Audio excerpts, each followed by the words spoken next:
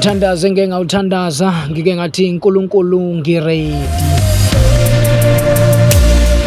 Sengikulungele Thixo ukubhekana nezimo.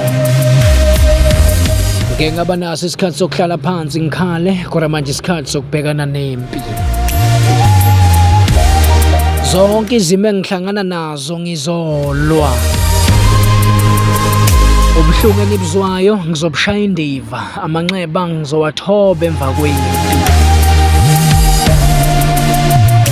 Izimo sezingihlekanise kakhulu nezitha zami, manje ngizolwa.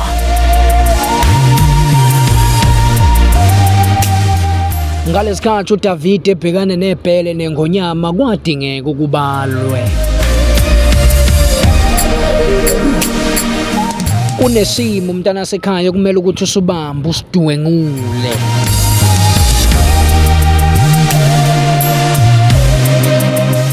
Makumele ukuthi ulwe nempumelelo ilwa.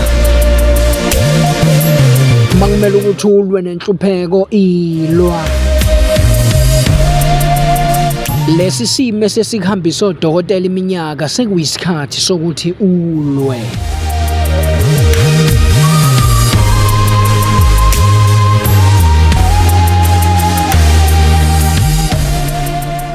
Isikhathi sokuthi ubhekane nezitha zakho manje ungabusakhala kodwa ilwa.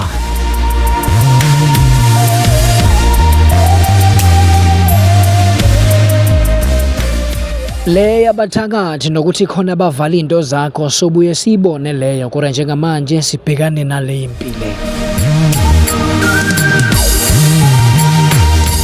Ngoba ungathola isimanga ukuthi lesi simo sesikuhlupha iminyaka naso siyakwesaba.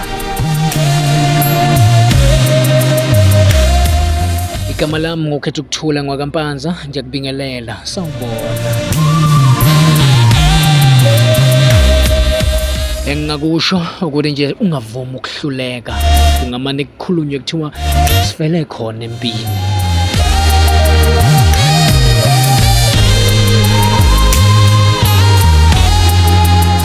Ungavumeli uSathane namadimoni akhe adlale ngawe, la ngiyalwa.